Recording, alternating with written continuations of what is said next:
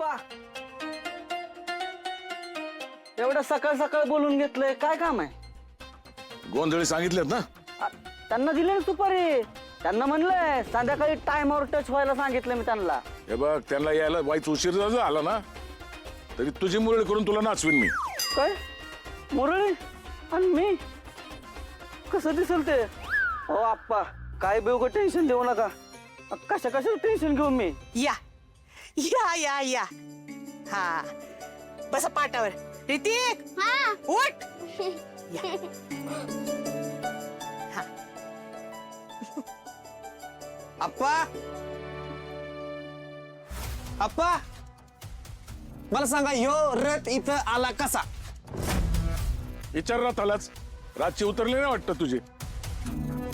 अरे चावी हरवली म्हणून शब्बीर रथ इथंच ठेवून गेला होता ना. हा, त्याला सोडायला तूच गेला होता ना.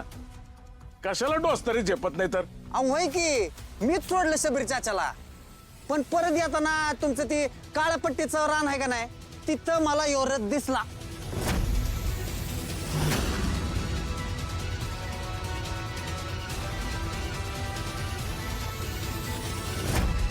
हा जिथे इथे पचकेल असं वाटलं नव्हतं. याच्या बोलण्यावर आपण शेतात जायला नको म्हणजे झालं.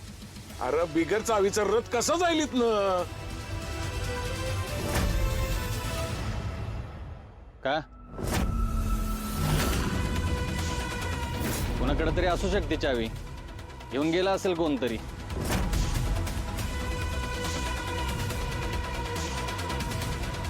ए, किती वाजता बघितला रथ? किती वाजता? कोण होतं का त्यात? नाही ते काय आठवत नाही मला, पण चांगली मध्यरात्र झाली होती. हा, आणि त्या रथाच्या आजूबाजूला कोणी बी नव्हतं. आम्ही किती हाका मारल्या तिथं, पण कोणीच आवाज दिला नाही. आणि मग एकदम त्या शेतात काहीतरी सळसळगत झालं मला. मी म्हणलं बाबा बिबट्या बिबट्या असायचा, वाक करून माझं नरडं धरलं तर, आणि माझं लगीन बी झालं नाही ना अजून. म्हणून म्हणलं आपला सटका बाबा. मग मी आलो निघून. ए जिथे तू सापण बघितला असेल. ए सुद्या, ए, तुझा कर हवालदार. हे जर कसं आहे माहितीये का, एकदा का दारू पोटात गेली का नाही, ह्याला हे जर गरबी ताजमहाल वाटते. तिथं रथाचं काय घेऊन बसलाय? अहो काय दगुड बिगुड बघितला असेल, त्याला जे येडरच समजत असेल. अरे रातभर रथ इथंच आहे. आता तू पुण्यांदा ना दारू पिताना मला दिसत पारावर उलटा टांगून ना तुझी दारूच बाहेर काढतो.